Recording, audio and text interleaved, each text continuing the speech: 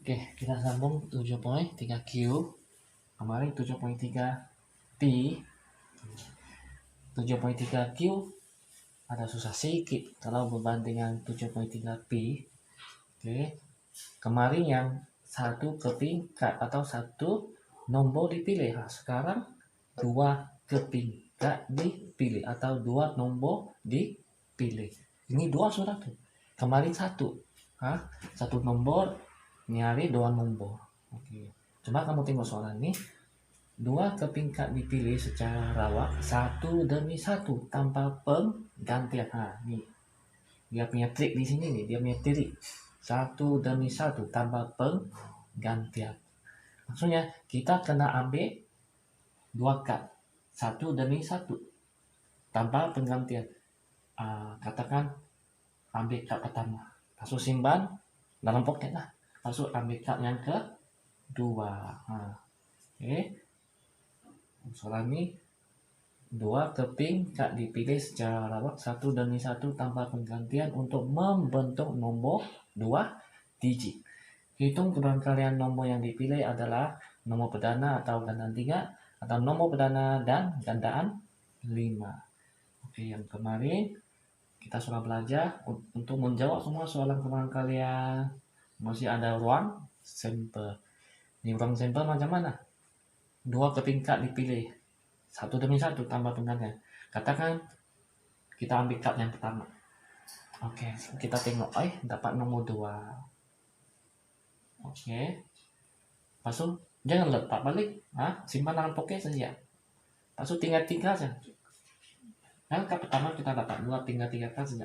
Ambil kad kedua, kita dapat 3. Jadi sudah ada satu nomor yang 2 digit lah, 23. Mungkin kad pertama kita dapat 2, kad kedua kita dapat 4. Mungkin kad pertama kita dapat 2, kad kedua kita dapat 7. Jadi kita senaraikan semua ke saudara yang mungkin lah.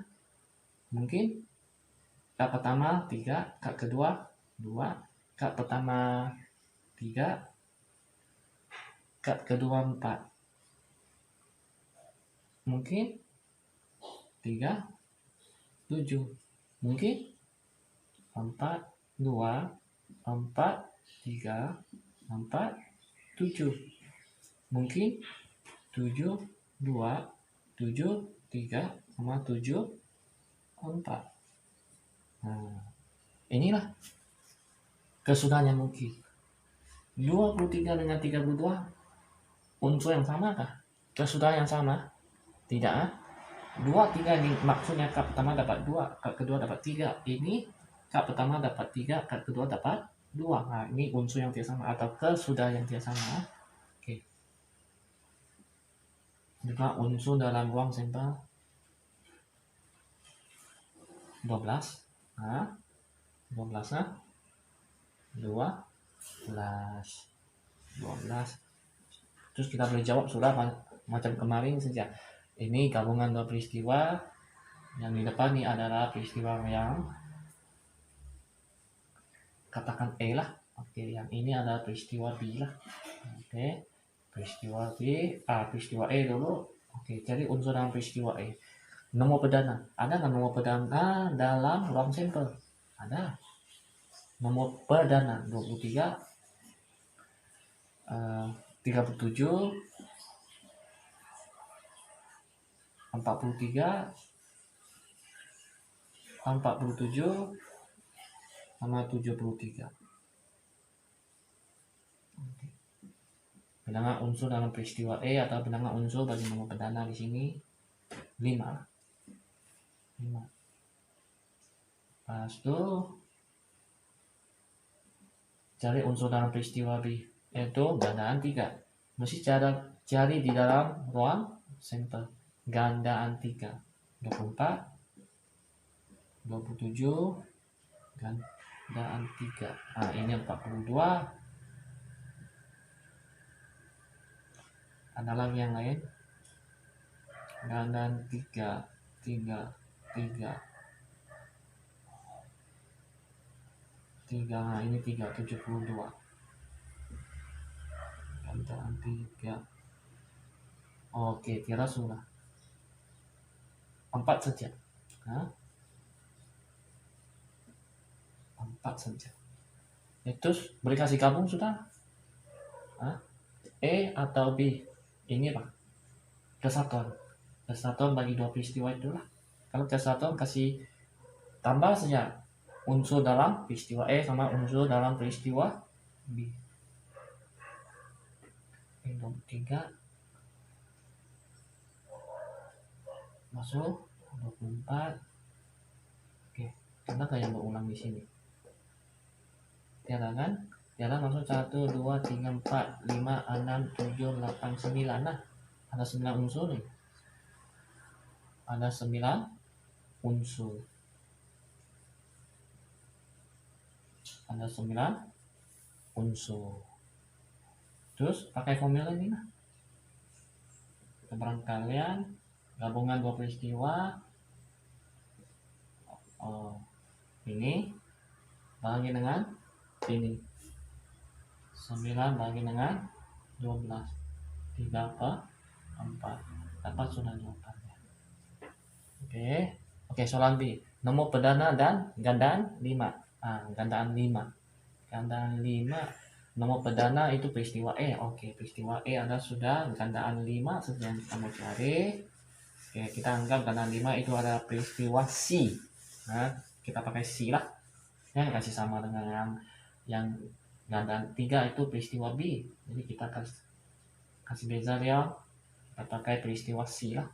Gandaan 5 ada apa di sini? Gandaan 5 tiada. Kalau tiada jangan kosong. Itu bukan kosong. Kasih set kosong begini saja. Sama dengan kosong. Jadi sebab dia pakai dan kan? Dan jadi gabungan dua peristiwa itu adalah pakai persilangan. Adakah yang bertindih? Tiada pun set kosong juga lah. Jadi ini kosong. Kalau kosong, teman kalian gabungan dua peristiwa itu yaitu gabungan E dan C. Oke. Adalah kan ini sama dengan kosong. Kosong bagi dengan 12 tetap kosong juga. Jawabannya kosong lah. Paham lah? Paham? Cikgu tukar ayat sedikit lah untuk soalan ini. Sekarang 2 kepingkat dipilih secara rawak 1 demi 1. Tanpa cikgu padam, cikgu ganti dengan dengan penggantian. Maksud di sini, bila kau ambil kat pertama, lepas tu kau kena letak balik. Lepas tu ambil kat yang kedua. Itu lain dengan yang tadi. Tadi ambil kat pertama, lepas tu kad itu tidak dikembalikan. Sekarang lepas kita dapat kad pertama, kita letak balik. Kalau kita letak balik, mungkin unsur atau kesudahan dalam ruang sampel itu sudah tidak sama. Katakan kad pertama kita dapat adalah 2. Masuk kita letak balik. Masuk kita ambil kad kedua. Dapat 2 lagi. Maksud termasuk yang 22. Tadi itu tidak termasuk 22. Sekarang ada 22. Masuk mungkin kita dapat 23. Masuk 24, 27. Masuk mungkin kita dapat 33, 32. 34, 37.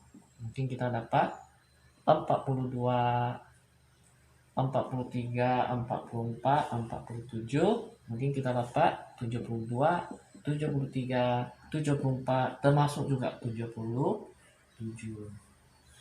Semua berapa unsur dalam ruang sampel? 16. Nah, ini 16. Jadi jawablah soalan E sama B. Macam tadi juga tuh. Beza dia bilangan unsur dalam ruang sampel sudah jadi 16, bukan lagi 12. Kamu cari sendirilah. Inilah cara menjawab lebih kurang sama dengan yang 7.3 pi. Yang beza dia Yang ini cara mencari kesudahan atau unsur dalam ruang sampel. Oke, kita pergi soal yang di sini lagi. Oke, nampak? Oke. Ini soalan popular SPM selalu keluar lebih kurang tiap tahun lah. Dimana dengan soalan yang dia bagi memang macam ada 2 kotak atau katakan ini kotak X, ini kotak Y. Dalam kotak X ada 3 bola, 3 bola masing-masing berhuruf A, B, C. Lalu kotak Y pula ada 2 bola yang bernombor 2 sama 7. 2, 7. Oke, coba kamu tengok. Sekarang sebiji bola dipilih secara rawat daripada setiap kotak. Hitung keberangkalian untuk mendapat 1 huruf E atau 1 nombor ganjil. Hitung keberangkalian untuk mendapat 1 vokal dan 1 nombor perdana. Ini gabungan 2 peristiwa. Cara menjawab lebih kurang sama dengan yang tadi lah. Sama saja. Beza dia cara mencari ruang sampel. Cara tidak sama. Oke. Kan kita kena ambil 1 bola dari kotak X, masuk ambil 1 bola daripada kotak Y. Katakan sini ambil 1 biji, sini pun ambil 1 biji. Jadi kesudahan yang mungkin adalah E 2, mungkin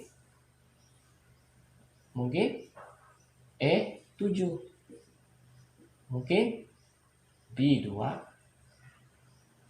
mungkin B 7, mungkin C 2 sama C 7. Oke.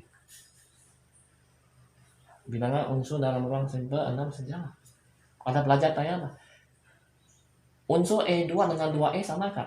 Sama. Jadi tidak perlu ulang 2 kali ya. Oke, perlu sini 2 lagi, sini E lagi. Tidak perlu. Sebab apa? Yang objek ini cuma ada di kotak X, ini cuma ada di kotak Y saja. 2E sama E2 sama saja, unsur yang sama, jadi tidak perlu berulang lah. Oke, pasal jawablah soal E. Hitung keberangkalian untuk mendapat 1 huruf E atau 1 nombor ganjil. Yang depan ini adalah peristiwa E, yang di belakang ini adalah peristiwa B. Jadi dia minta kita cari gabungan peristiwa E atau B. Kesatuan peristiwa E sama B lah. Cari ini. Sebelum cari ini, mesti mau tahu apa unsur dalam peristiwa E. 1 huruf E. Ada kan yang ada huruf E dalam ruang sampel? Ada? Nah, tengok. E2, E7. Ini ada berapa unsur? Ada 2. Ini dia perlu tulis bilangan unsur.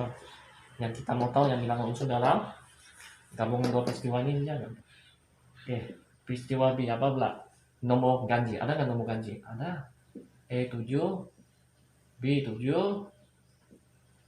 C7. Lalu kita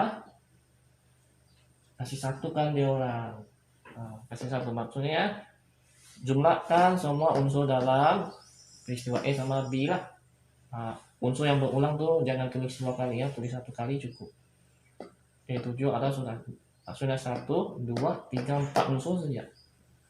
E2, E7, B7, C7. 1, 2, 3, 4 unsur ya. Jadi ini apa? Ini sama dengan 4. Jadi itu sebenarnya kira sudah keberangkalian bagi gabungan 2 peristiwa ini lah.